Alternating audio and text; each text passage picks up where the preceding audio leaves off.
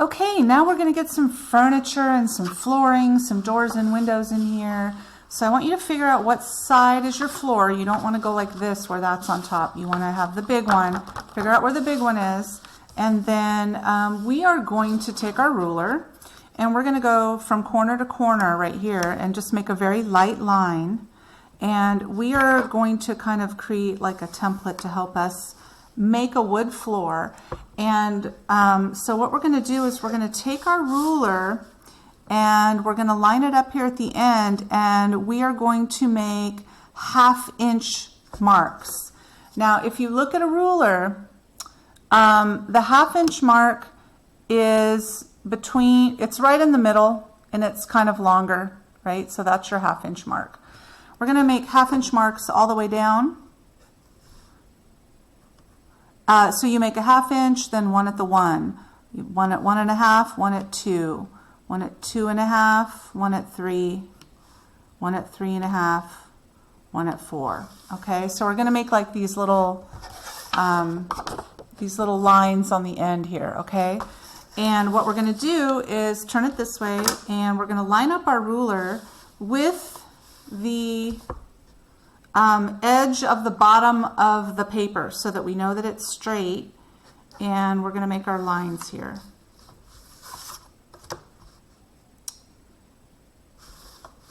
Oops, I almost forgot to line mine up like I knew I was supposed to. And as long as you have that lined up, it's probably going to be okay. Go lightly until you are positive that this is right. Once you start having a little on the edge here, you can make sure that it's, you know, not going like this, right? So you're going to kind of be looking at both. It looks pretty even here, so I'm going to make my line. And we're going to go all the way across with that. And these are our wood planks, and if any of you have wood floors at home, you know that the little spaces, now we're going to erase this line that was going this way. So fill those in, okay? Just kind of lightly sketch it in where those little eraser marks are. So now we've got our floor, and what we want to do is we want to create these junctures where the floor pieces got put together. I'm going to start drawing a little darker so you guys can see a little better.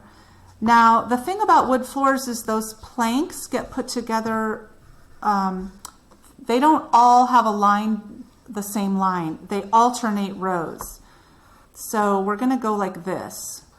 So once you figure out where that first row is, you can skip every other line and put it in. So that's what I'm doing. And you can use your ruler if you want.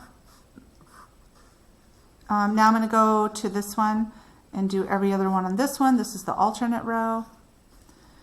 And then you guys are going to go in later and you're going to get fancy and put in wood grain and that kind of thing. Okay, you know, you can do a little bit of this stuff and, you know, make some lines in your wood and, you know, make it kind of look more like a little plank.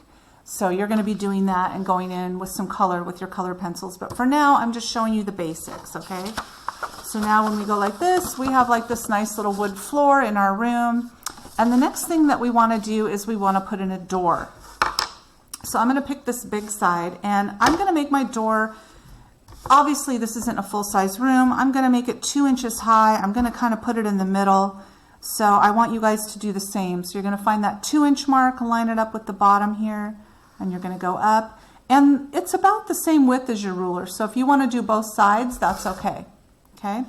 Now you can put whatever style you want in your room.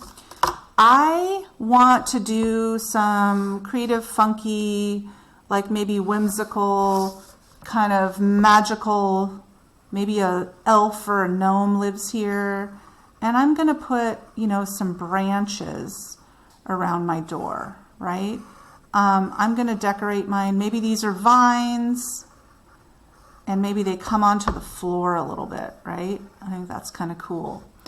I'm going to have maybe a little leaf coming out of here, maybe a couple of them, right? I'm going to have mine be really funky and weird. You can do whatever style that you want. This is your own magical room. And I'm going to just have mine be a little bit weird like that. Okay. Now let's put a window in. And the window is going to be, it's going to come up maybe like, let's put one over here. The window's not going to start at the floor because it's a window. So I'm going to start it there, but it's going to kind of end a little bit where the top of the door is-ish, right? And I'm going to round mine. I want mine to be kind of rounded. And I think I'm going to have like a little ledge that goes outside, right? And I'm going to kind of go like that with it. So from the direction I'm looking, I'm going to kind of give it this 3D look.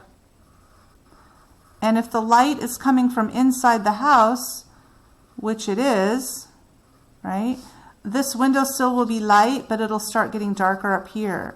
So if you want to start getting a little shading in and that kind of thing, these things can start, and maybe it's a little darker on this side, right? So adding shading, shading is another word for value, right? So, also, if you draw anything over your door lines, you want to go in and erase those lines. So this is where this ruler is going to come in handy. It's a little pointier, and you can get in there and you can kind of erase some of those funky door lines. Whenever you overlap, you have to think about what's on top. And so you can go in and tweak that later. So we have one window, we have a door, and let's put another window on this side. And to make it not look weird, let's get our ruler and line it up with the bottom of this window. And let's make sure that our lines match here. I'm going to make this one a really big window, okay? This is the picture window. And so there's the bottom. I also want to line it up with the top. So let's do that. And kind of look up here and make sure that it's not, going like that. Kind of eyeball it, make sure it looks pretty good. This is going to be the top of my window. Okay, I am going to do something weird. This is a magical, whimsical gnome house. So a window like that looks kind of boring to me. I think I'm going to put a clock above the window, and I'm going to have some of those little chimes coming down, and they're going to hang down over the window. So I'm going to want to go in and erase those lines behind the chime, and these chimes are kind of like little feathers, right? I'm just doing some quick little sketches here, and I'm going to do 12, 6, 1, 2, 3, and 9. And I think I'm going to have it be 3 o'clock. Okay. I'm going to put some curtains in these windows.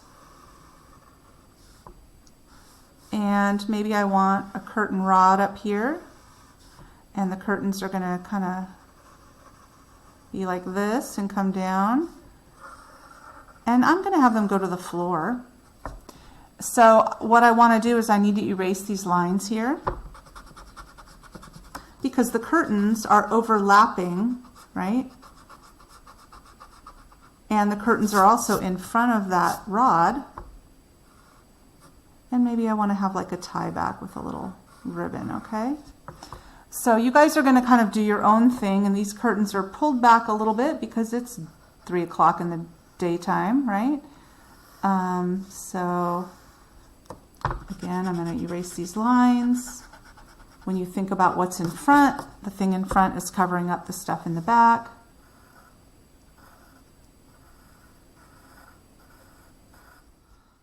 Okay, now we need to think about the people. So here's our little room, right? And if people were going to walk in this door, we have to think about scale.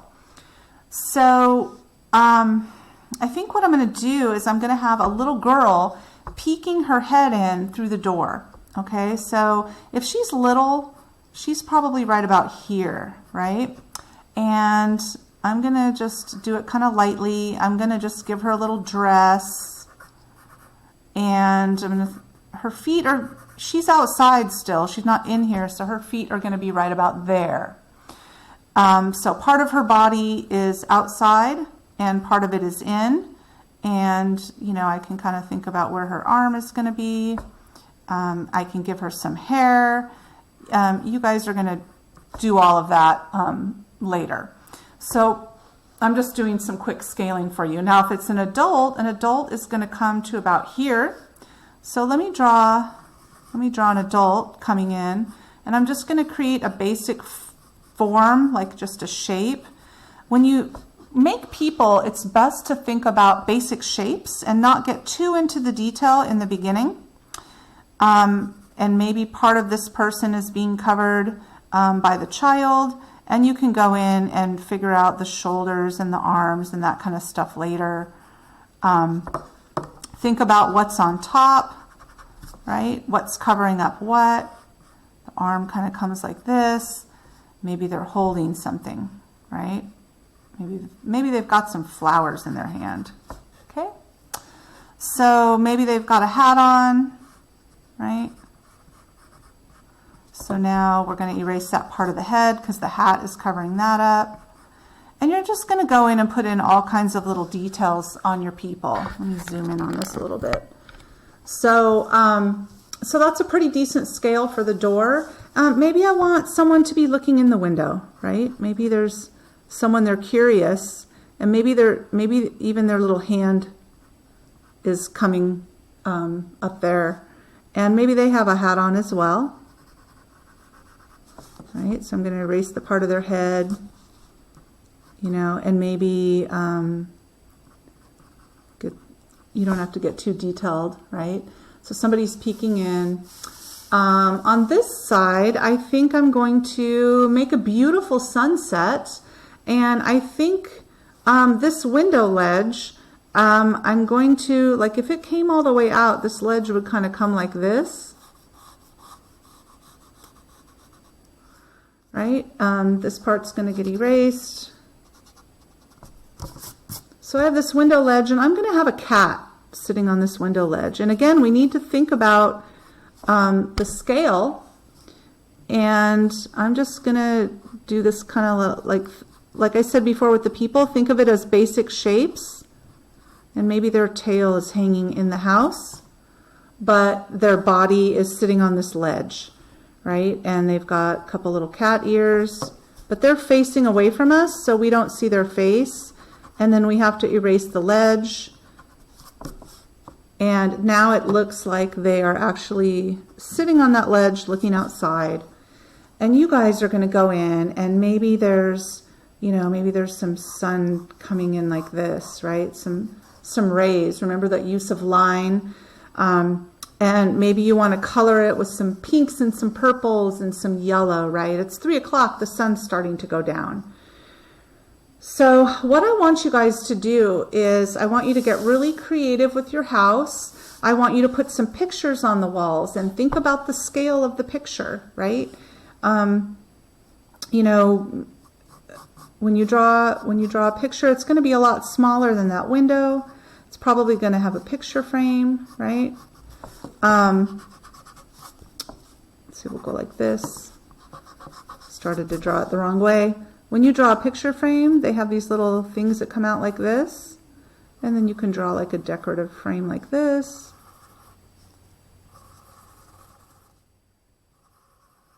And you could put, you know, the Mona Lisa or, you know, whoever your person is. I want you to draw some pictures. I want you to think about what's outside the window. I want you to think about what colors you want the walls. If you're a person that has a lot of knickknacks in your house, maybe there's a little shelf right here, right? And it's gonna, oops, I'm drawing that wrong. Let's see, this little shelf would come out like this.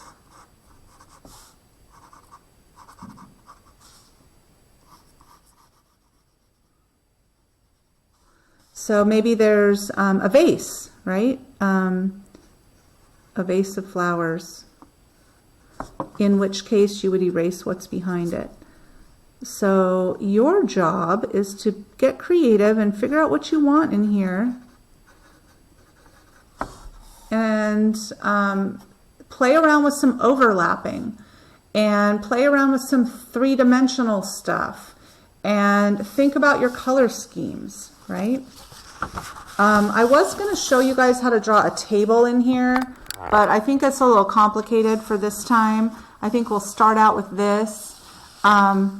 But when you're finished and you have it colored and you have your items, you have to have at least 3 people. So we have 1, 2, and 1 peeking in. That counts as 3.